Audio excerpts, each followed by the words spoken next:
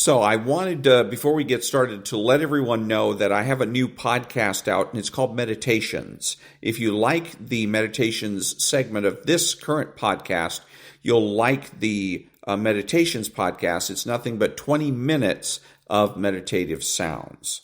And now, on with the podcast. Ladies and gentlemen, welcome to Caesar's Palace for 12 rounds of boxing. In the red corner, from Los Angeles, California, wearing the red trunks with the gold trim, weighing in at 125 pounds, the lightweight champion of the world, Danny Little Red Lopez. Well, Bill, our winners get a home theater receiver. That's right. Experience the full potential of high-definition video with this 72-channel digital home theater receiver from Yamaha. But wait, that's not all. They also get a 5.1-channel surround sound system from Mirage. With 5 palm-sized speakers and a compact subwoofer cube, the MX 5.1 brings you huge immersive sound with Mirage's omnipolar technology. All from the Spiegel catalog, Chicago, Illinois, 60609. And they're taking closer order as down the stretch they come. Mr. Hot Stuff has 3 lengths to make up with chocolate candy last. On the rail, take the points behind that gallant son with chocolate candy gaining on the outside. In the lead is Pioneer of the Nile being tackled by chocolate candy. They're neck and neck as they come to the wire. And Pioneer of the Nile holds off chocolate candy and wins the Santa Anita Derby. And now, on your feet, time to greet holder of 14 NBA titles, your home team, your Los Angeles Lakers. Number 3 at 6'8", 5th year out of UCLA, playing forward, Trevor Ariza. Starting at center, number 17 at 7 feet, 4th year out of St. Andrews High School, Andrew Bynum. And at guard, number 24, 6'6", 13th season out of Loyal Marion High School, Kobe Bryant.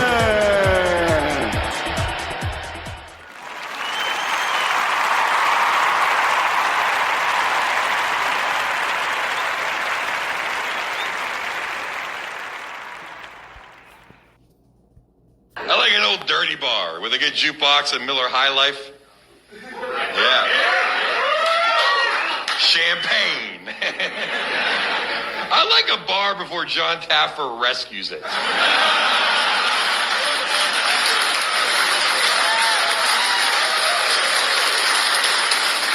as I say, fucks it up. Hey, John, I didn't come to Sal's Saloon for a perfectly made mint julep. I came for the buy one, get 3 free special. He always opens up the kitchen door like, look how nasty that grill is. Hey, John, I didn't come to Sal's for the cuisine. I came because Wendy behind the bar is probably going to show us her tits. Good morning. It's Thursday, Jordan Peterson Thursday, August the 14th, and this is The True Conservative. Welcome to all the butchers, bakers, and candlestick makers out there. I'm Ron, your host, and the only true conservative in the United States today. So today, after the Serenity Prayer and the patriotic song of the day, we will have Varney and Company, motivation, meditation, and Jordan Peterson. All that and more when I get back.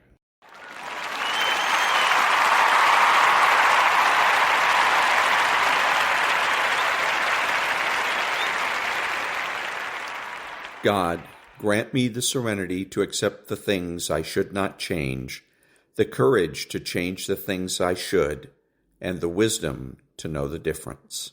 Amen.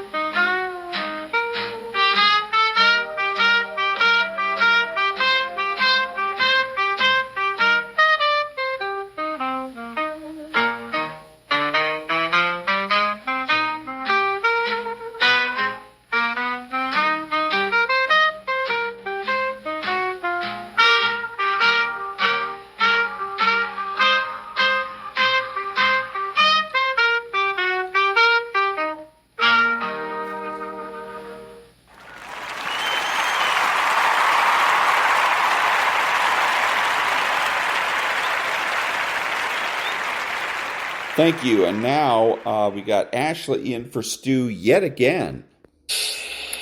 And good morning, everyone. I'm Ashley Webster in today for Stu Varney. Well, let's get right to the big story. Producer prices in July rising much higher than expected, 3.3% in the past 12 months.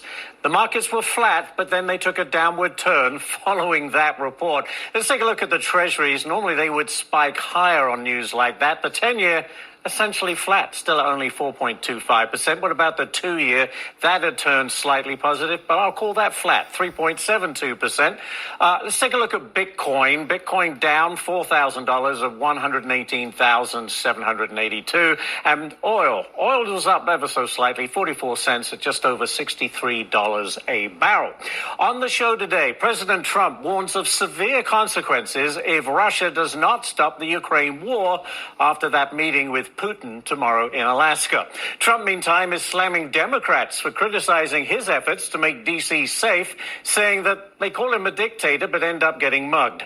California Governor Gavin Newsom is visiting L.A. to detail the state's redistricting plan, calling it Liberation Day. This, as Texas Democrats who fled the state could be facing felony bribery charges. The fight goes on. Some parents in Illinois are very concerned about a new school mental health screening law. They call it egregious government overreach. We'll get into that. And a New Jersey community fed up with mobs of teenagers creating havoc.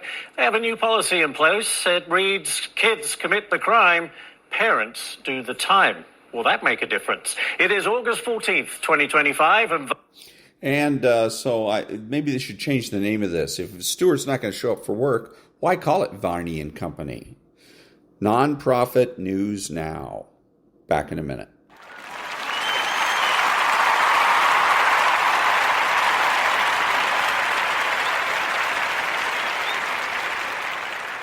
Thank you now, Dr. Berg. Fasting, hands down, is the most powerful thing you can do for your health. If you ate no food for 5 days, would you starve to death? Or would you heal your body? Would you improve your organs? We're going to talk about exactly what happens on day 1, 2, 3, 4, and 5. Doesn't health come from nourishing the body? The real problem is that you're so used to eating, it's hard to give that up. What we're doing when we're fasting is we're basically mimicking how our bodies were evolved genetically. If you just think about like the Stone Age time, did we eat 3 meals a day plus 2 snacks? Could we actually order Pizza Hut 24/7? No. We did not eat very frequently back in the day. Now, our genes are so confused on what's going on, especially if those calories are junk foods. When you start this program and you stop eating, your brain's going to get smarter. Every single cell in your body is going to be very, very resilient. So let's go through on day 1. You are going to lose something called glycogen. Glycogen is a series of glucose molecules connected together on a chain. With each glucose, you have 3 waters. So if you actually look at what glycogen is, it's like this fluid-filled sack of sugar. And that is going to be tapped into and gone within the first day. So you're going to get rid of that. When you get rid of that, you get rid of a lot of water weight. Some people lose between 1 and even 3 pounds the first day. And some people need to lose that because they're just retaining way too much fluid as well. You're also going to be lowering this hormone called insulin, which is the control switch to whether you burn fat or you burn sugar. If insulin is low, you're going to be able to tap into your own fat. But what am I talking about? I'm talking about when you're fasting, you're no longer eating food, but you're eating something else, your fat. This is why your appetite completely goes away. You're so satisfied, you have no desire to eat because you are eating. You're eating 24/7. You're eating one of the most biologically amazing foods that was ever created, and that is fat. Also, when you digest your fat, you don't need to actually use or tax your digestive system. You can just go right from your fat to your liver and use it as fuel.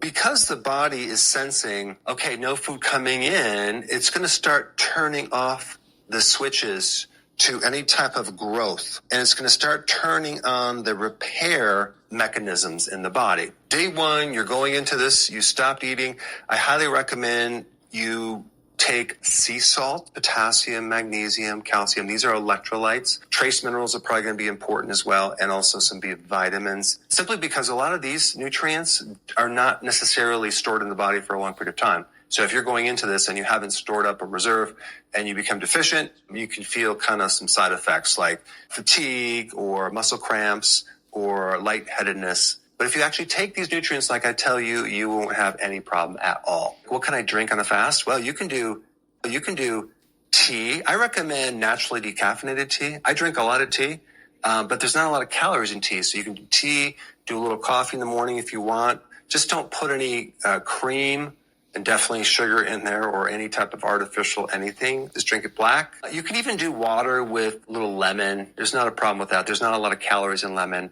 I wouldn't add apple cider vinegar because it's more acidic and you might already have a lot of acid being concentrated and generated, so that might not be a good idea. A couple things that I like to do to add to doing a prolonged fast is I try to get a good amount of sun and then also long walks in nature, heat therapy, whether it's a sauna, a jacuzzi, or a hot bath, or I might alternate to a cold bath or a cold shower as well. High intensity interval training, not a lot. In this 5-day fast, I might do one and make it really intense because now we're adding a couple different amazing stresses to enhance this effect. And I do take some other specific supplements, not a problem because there's not a lot of calories in there unless you're doing some type of collagen, which I don't recommend you do that during this fast. But the bone broth is a better thing to do if you run into any challenge. Now we're in day 2. Day 2 is where we start to really get into ketosis. Now, what the heck is ketosis? Ketosis is fat burning that you can use as fuel. And ketosis has many, many benefits. Number one being brain power. Oh my gosh, your focus, concentration, the ability to learn. Ketones are actually considered like a natural antidepressant. At day 2, we're getting more ketosis. You're going to be less hungry. And we're starting this amazing thing here, which I'm going to explain right now, called autophagy. What the heck is autophagy? Your body takes all the junk that it doesn't need and it recycles it for fuel and new body tissue that it needs. So the body is very efficient. If you're going to stop eating, it's going to take these resources that you'll never need.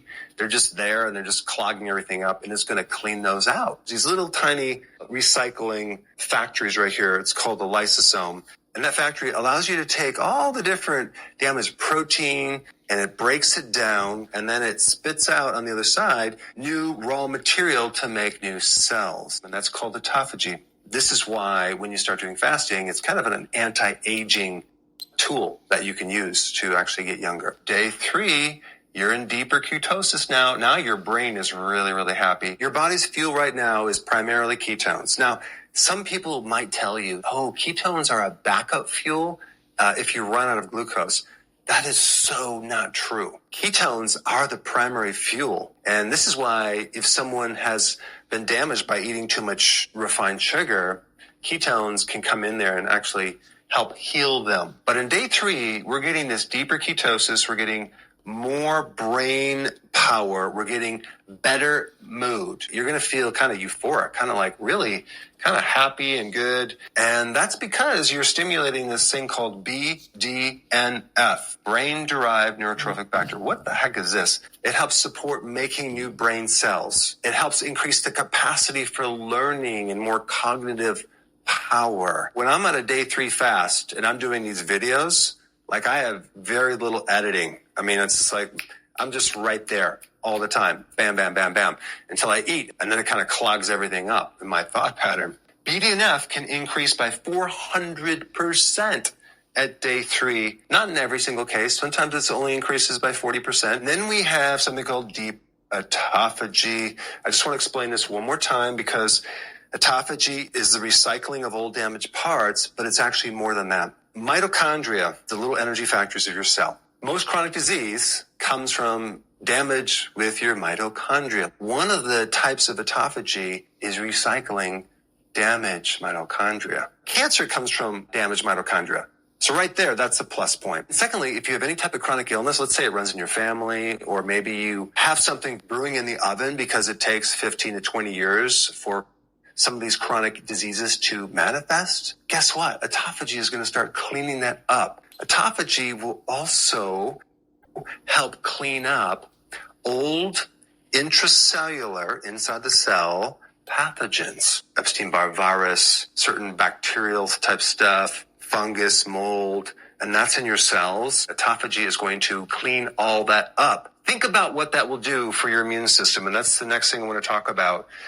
At day 3, 72 hours, you're going to literally get a reset of your immune system. These old, damaged white blood cells get recycled to the point where you develop a new immune system. The thymus gland, which is on top of the heart, which is the training camp for your T cells, starts to grow when you start doing fasting. As you get older, it atrophies and gets smaller. The stem cells for your immune system also start getting stronger. Let me explain stem cells. They're basically cells that are kind of a blank neutral slate. They haven't really developed into anything. They can turn into anything. They're kind of like a neutral cell. So you have them sitting there waiting, and they do keep reproducing into other stem cells, but they're waiting there until the point where someday you might need some new cells. Well, guess what? The capacity for your stem cells start to increase, but not quite yet. It's going to really happen when you start refeeding. You're increasing this capacity for this amazing release of a new immune system, kind of like exercise. Or let's say you do some super intense workout and you worked really hard and you did it to such an extreme, such an intensity, to the point it was at failure. Well, the benefit from that versus a tiny workout is going to be much better, but you're not going to notice it for a couple days or even a couple weeks. The same thing with this. The reason why we're fasting for 5 days is we're going to create a bigger bang at the end of 5 days when you refeed. Okay, that's with the immune system. And the gut lining. In your gut, you have like 27 feet of intestines. And it's just really just like one cell layer. It's really thin layer of your entire GI system. And every 3 to 5 days, it gets replaced. Well, guess what? You haven't put any food in this long tube for 3 days.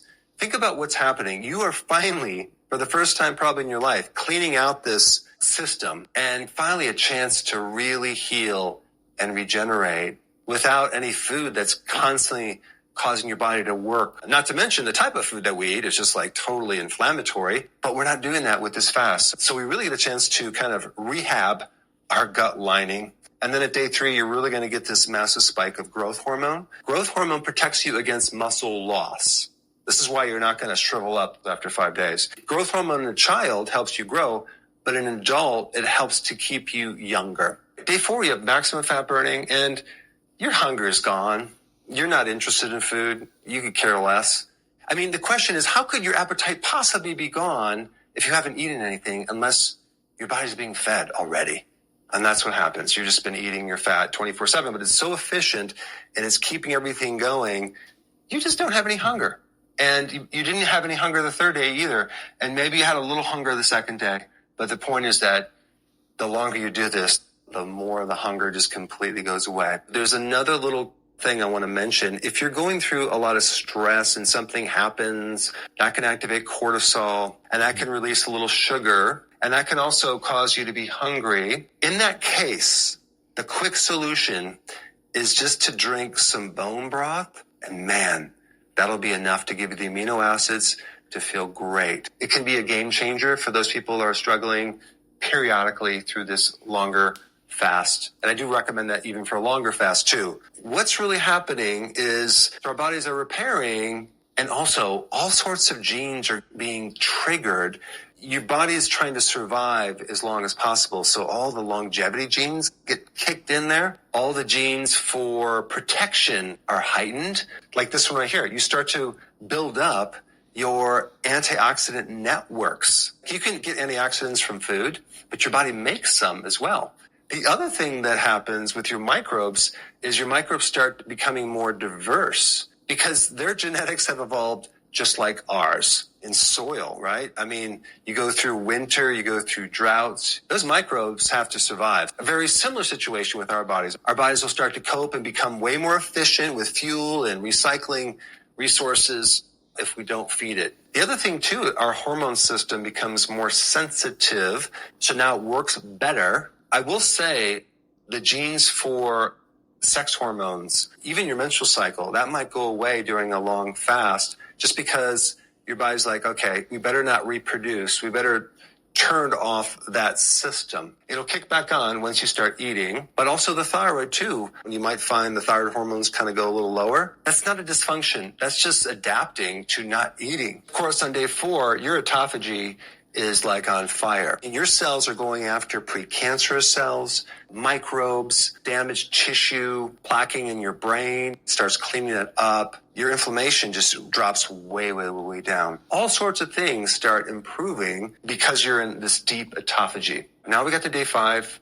All the benefits just are extended right here, but now at some point during the day, we're going to do a refeeding.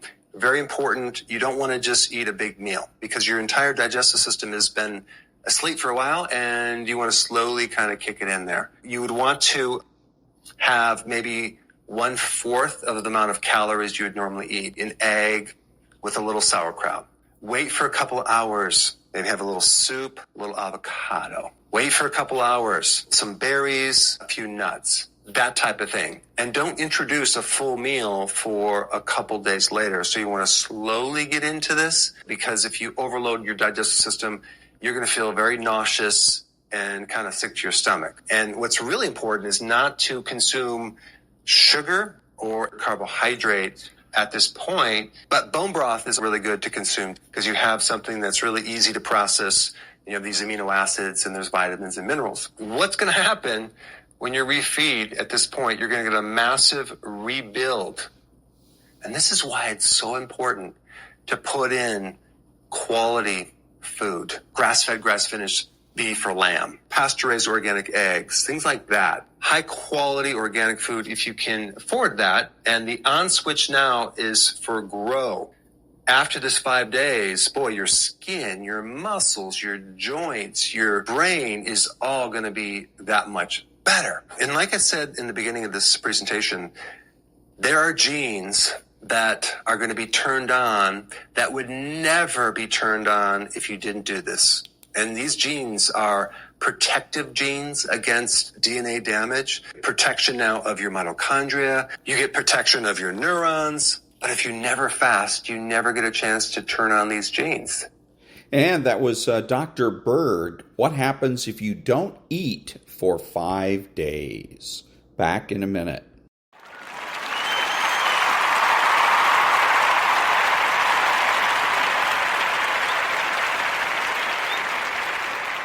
Thank you. And now, Father Mike. And knows you better than you love and know yourself. Because of that, you can trust him. Your life, your vocation is not a puzzle to be solved. Now, all you have to do is ask 3 questions every day. Am I in a state of grace? You know that if we have mortal sin, we're destroying that relationship, that living relationship between ourselves and God. And so, am I in a state of grace? If you're not, go to confession. Am I doing my daily tasks? So many people walk around asking the question, what does he want me to do with my life? Instead of asking the question, what does he want me to do in this moment? The thing on my calendar, am I showing up for those things on time and prepared? Who are the people that they just need you to show up? Because if you say yes to God's invitation today, at 8 a.m. I have to be here. Then when God reveals, here's the big plan, you're used to showing up. So be at peace. If you're not doing it, start. Am I praying? Because it doesn't make a lot of sense to say, I wonder what God wants me to do, and never actually stop and say, God, what do you want me to do? And then give him a space to speak. And that was Father Mike. Back in a minute.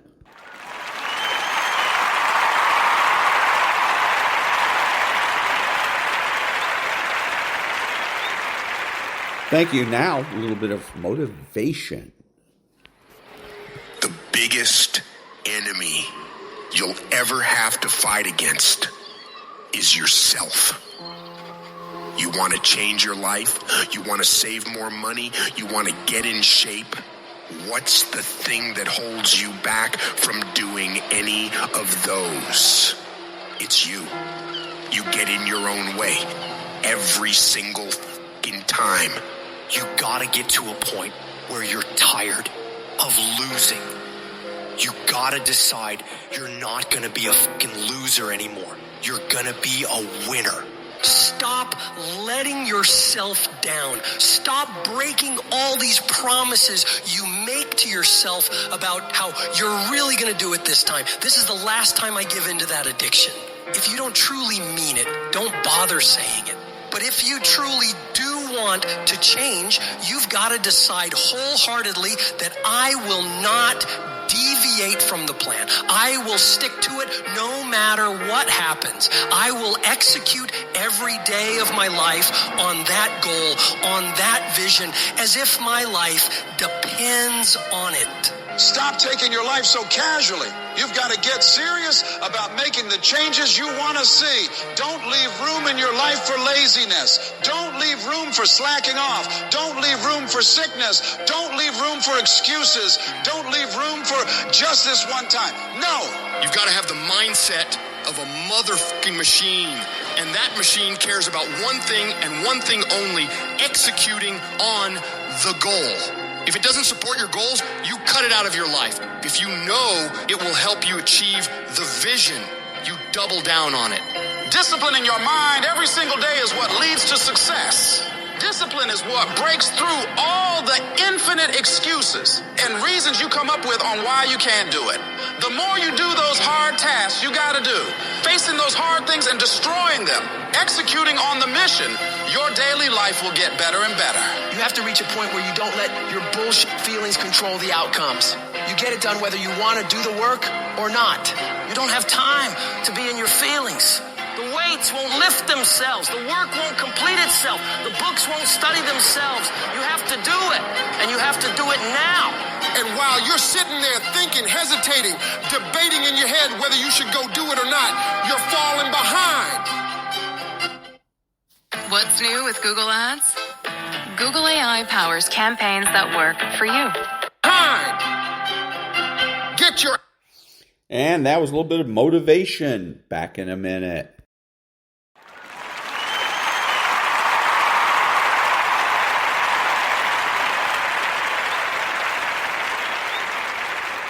Thank you. Now a little bit of meditation. Welcome. This is your guided meditation for the angel number 0606, a sacred sign of harmony, unconditional love, and balance in all areas of life.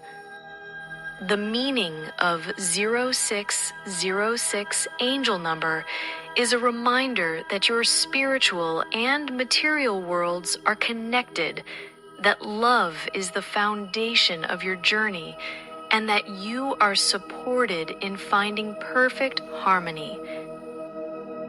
As you begin, allow your heart and mind to open, ready to receive the loving energy and divine guidance of angel number 0606.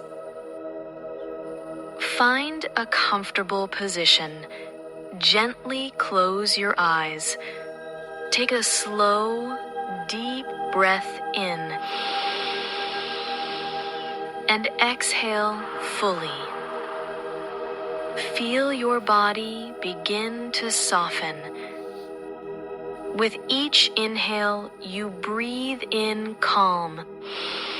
With each exhale, you let go of any worries or distractions. Allow your awareness to settle into this present moment where your angels are always near and their messages are clear. Now, in your mind's eye, imagine the number 0606 glowing softly before you. It is made of shimmering golden light, surrounded by a halo of gentle white radiance. With every breath, this number becomes brighter, warmer, filling you with peace. Feel the vibration of 0606 a frequency of love, balance, and divine alignment resonating in your heart. You find yourself standing in a serene meadow, the sky painted with soft pink and gold. A warm breeze carries the scent of blooming flowers. Above you, in the sky, the number 0606 appears in radiant light, a message from your angels. You hear their whisper, "You are safe. Love flows freely in your life. Trust that harmony is unfolding for you now." As you walk through the meadow, the golden numbers float gently before you, guiding your path. With each step, you feel lighter, as though every imbalance in your life is gently restoring itself.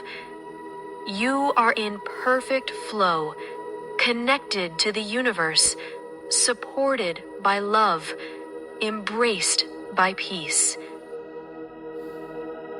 Now silently repeat these affirmations, letting them sink deeply into your being. I am surrounded by unconditional love. Harmony flows through every part of my life. I trust the divine plan unfolding for me. I am in perfect balance between my spiritual and material worlds. Love guides my thoughts, actions, and relationships. Breathe these truths in and let them become part of you. Take a final deep breath in and exhale slowly. When you are ready, gently open your eyes, carrying with you the loving energy and spiritual harmony of angel number 0606. Remember, your angels walk beside you, and this balance, love, and peace are always within you. Thank you for being here. See you in the next meditation. And that was a little bit of meditation. Back in a minute.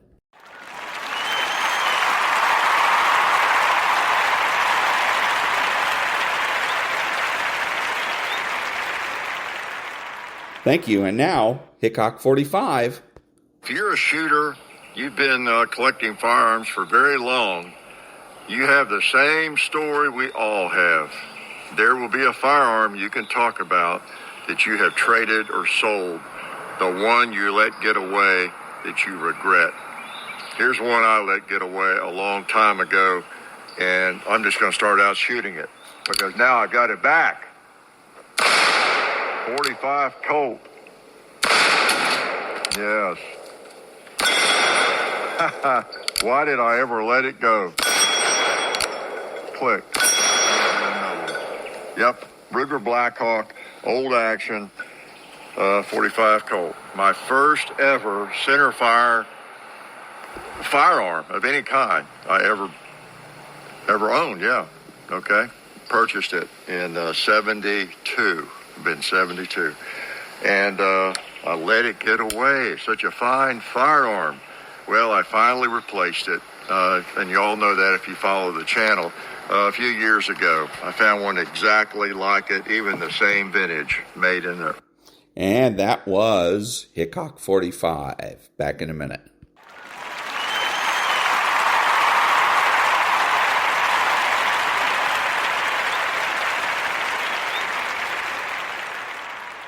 And now, Victor Davis Hanson.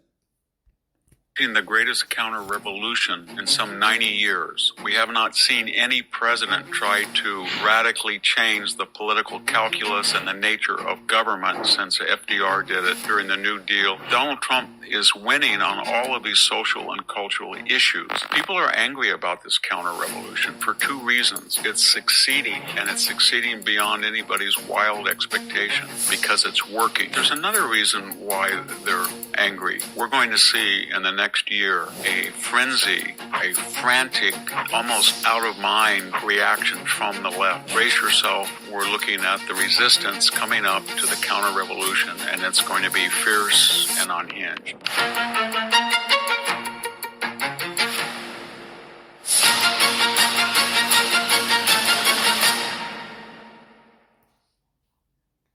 Hello, this is Victor Davis Hanson for the Daily Signal. We're watching the greatest counter-revolution in some 90 years. We have not seen any president try to radically change the political calculus and the nature of government since FDR did it from the left during the New Deal of the mid-1930s. And what do I mean by that?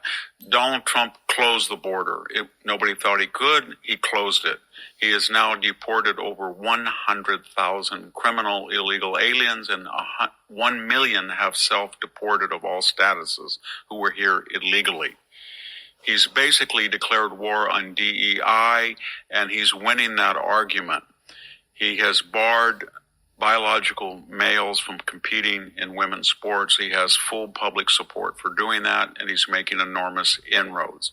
The universities are rushing and competing with each other to cut a deal with Donald Trump and to agree to not gouge the federal government on federal grants through their surcharges of way over 40 or 50%. To follow civil rights legislation in the Supreme Court and not discriminate by race or gender as they do in admissions, hiring, promotion, and tenure, and to be disinterested and be fair and follow, as I said, free speech canons and the Bill of Rights on campus. What am I getting at? This isn't that Donald Trump is winning on all of these social and cultural issues. Abroad, we see that Iran no longer poses a nuclear threat for the immediate future, that Israel's enemies, whether Hezbollah or Hamas or Houthis, are in disarray or are severely attrited. Iran is no longer a threat to the Gulf states or Israel, at least for the immediate future, and we see some progress with the Ukrainian war. People are angry about this counter-revolution for two reasons. It's succeeding, and it's succeeding beyond anybody's wild expectation. Naysayers, the Wall Street Journal news page, said we would be in a recession now. The tariffs would cause a trade war. We would see the stock market collapse. The opposite has happened. $15 trillion of foreign investment promised and $300 billion in tariff revenue anticipated. We don't know the eventual effects of these new tariffs, but for now, all of our economists who predicted gloom and doom were wrong. All of our cultural critics who said the universities would be destroyed by Donald Trump, that he would arrest innocent people who just happened to forget to get a visa, he wouldn't go after criminals, they are wrong too. So people are angry about this counter-revolution because it's working. But there's another reason why they're angry. He's not addressing the symptoms as he did in the first administration. He doesn't have people around him as he did in the first administration. A Rex Tillerson, a Bill Barr, good man, but a Bill Barr was not on the MAGA agenda. Jim Mattis, people like Anonymous, Omaroso, all of these people who thought that they knew better than Donald Trump, and they would either stop what he was trying to do or reinterpret what he was trying to do. In other words, he has a team that is devoted to his counter-revolution and, more importantly, to the symptoms of the progressive project. The symptoms of the progressive project are not just the Democrats exercising power in Congress or holding the White House. It's how they get that power. And they get that power through PBS and NPR, now defunded. cable news and slanted network news now under assault when they lie and defame and face court ramifications. The universities that indoctrinate people now facing large fines, tax on their endowments, a renewed way of a new government attention toward student loans, $1.7 trillion program, surcharges, as I said, and segregation on campus in dorms, graduation ceremonies. The universities are now under scrutiny. We're seeing the Department of Education itself being questioned. And I mentioned before, in addition to education and the media, Donald Trump is attacking the very idea that residency is synonymous with citizenship. That if you came here illegally, if you reside illegally, then you are eventually going to face a deportation. Even if you have not been a violent criminal, and even if not, you haven't been served with deportation papers. So what he's trying to do is tell the American people that the left exercises power even when they do not control government, any branch of government, and they exercise power even though on most of the issues, if not all of them, their constituency is only 40%. The majority of the American people oppose their agenda, and they do this through the bureaucracies, through the media, through the universities, through the popular culture, and these are the very sources that Donald Trump is asking them to reform. And the government is going to shrink. The government's going to get out of the media business. The government's going to take a hard look at universities who want and obtain federal funds, and we're going to see the counter-revolution, I think, succeed. With one caveat, we're going to see in the next year a frenzy, a frantic, almost out of mind reaction from the left, because they know that if this counter-revolution succeeds, it'll be very difficult for them to push down an unpopular agenda down the throat of the American people. So brace yourself. We're looking at the resistance coming up to the counter-revolution, and it's going to be fierce and unhinged. Thank you very much. This is Victor Davis Hanson for the Daily Signal. And that was Victor Davis Hanson. Back in a minute.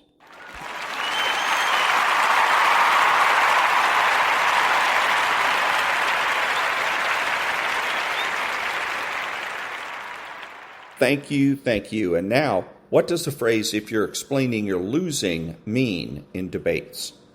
This was said by Ronald Reagan, speaking of political campaigns. From the perspective of your audience, if you have to explain yourself, you come off looking desperate to convince. As a consequence, you lose the high ground. From a more philosophical perspective, when you have a clear conscience and strong conviction towards the positions you take, your values, truth, and direction, you don't need the opinions or consent of others. As a consequence, you don't need to explain yourself. However, if you yourself are not convinced of the validity and truth of your position, or you can't fully justify your choices, then you continue to expel words in an attempt to create the illusion of certainty. Back in a minute.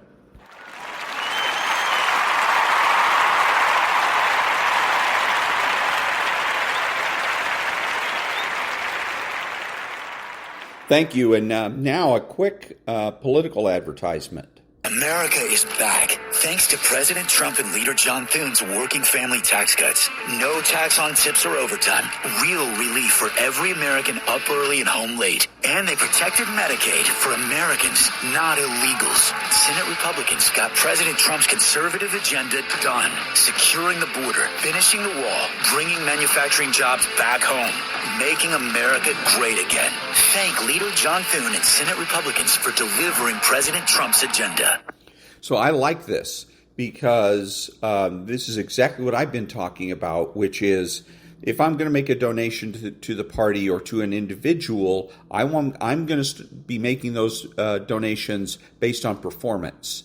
Performance-based donations. No more on-spec donations, on speculation. Because that's the way they like to do it, is say, oh, send us money so we can do our job. Here's a better idea. Do your job, then I'll send you some money. So now we have an advertisement that gets it right. I like the fact that they understand. They have a job to do. Then you come back and you ask us for money. That makes sense. I love it. Back in a minute.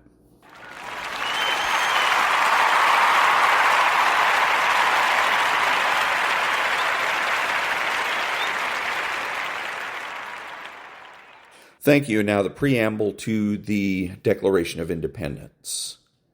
We hold these truths to be self-evident, that all men are created equal, that they are endowed by their Creator with certain unalienable rights, that among these are life, liberty, and the pursuit of happiness, that to secure these rights, governments are instituted among men, deriving their just powers from the consent of the governed, that whenever any form of government becomes destructive of these ends, it is the right of the people to alter or to abolish it, and to institute new government, laying its foundation on such principles and organizing its powers in such form as to them shall seem most likely to affect their safety and happiness. Back in a minute.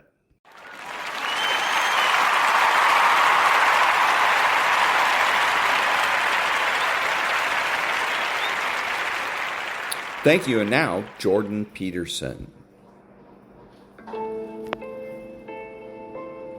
I've dealt with lots of people who have anxiety disorders, And one thing about people who have anxiety disorders is they are not mysterious to me.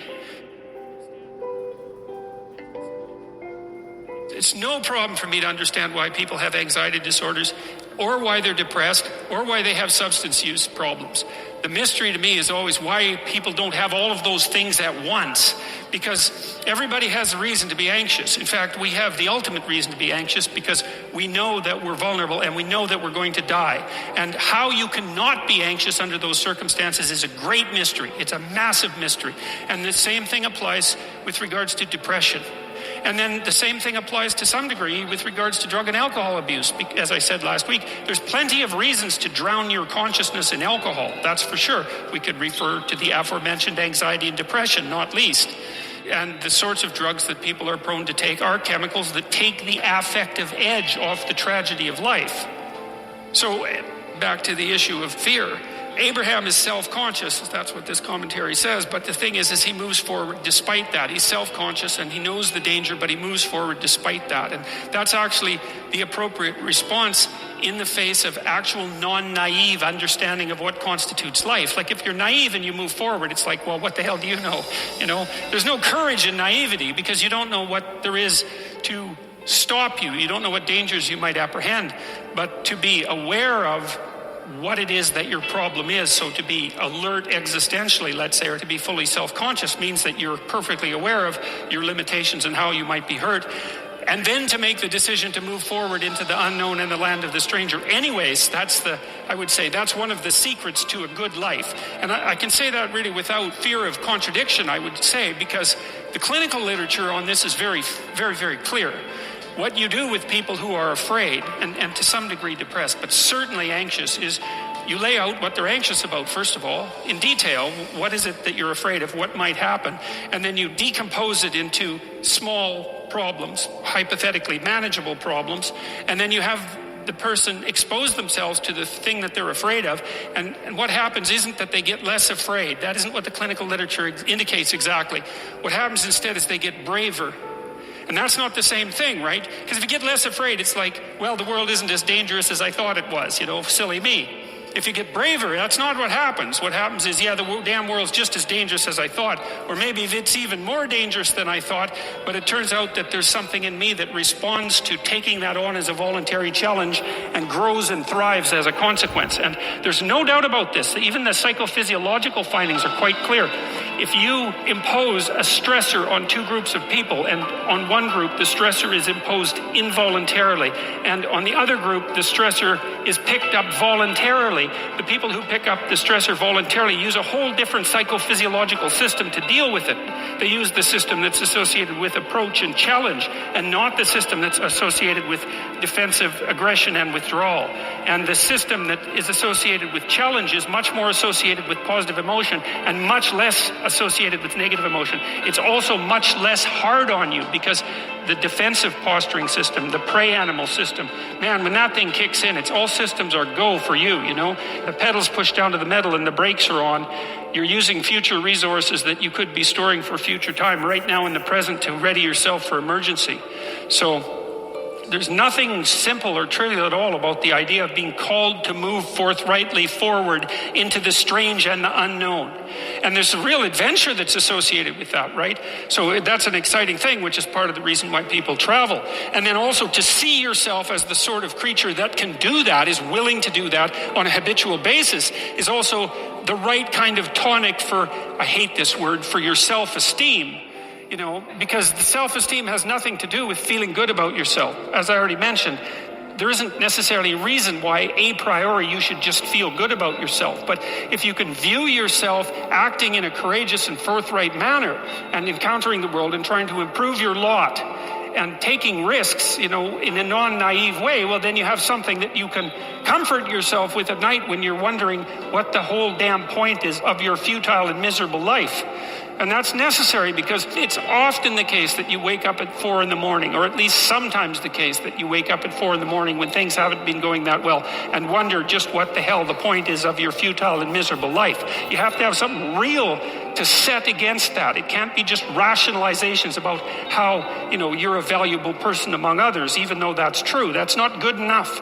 You need something that's more realistic to set against that. And observing courage in yourself is definitely one of the things that can help you sleep soundly at night when things are destabilized a little bit around you. And that was Jordan Peterson. Back in a minute.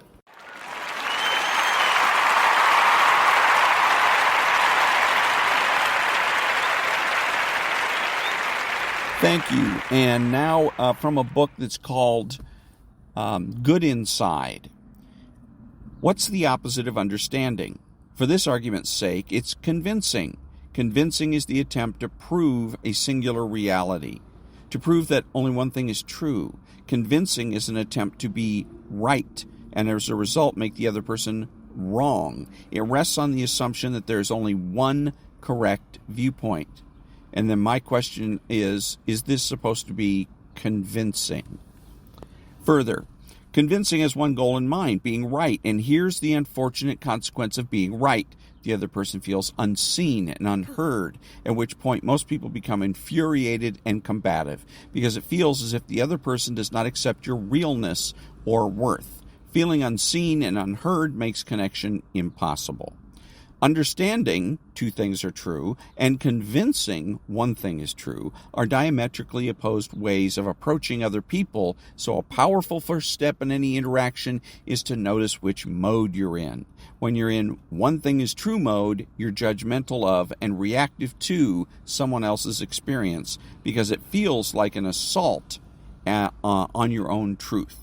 As a result, you will seek to prove your own point of view, which in turn makes the other person defensive because they need to uphold the realness of their experience. In one thing is true mode, exchanges escalate quickly. Each person thinks they're arguing about the content of the conversation when in fact they're trying to defend that they are a real, worthy person with a real, truthful experience. And again, is this convincing? Back in a minute.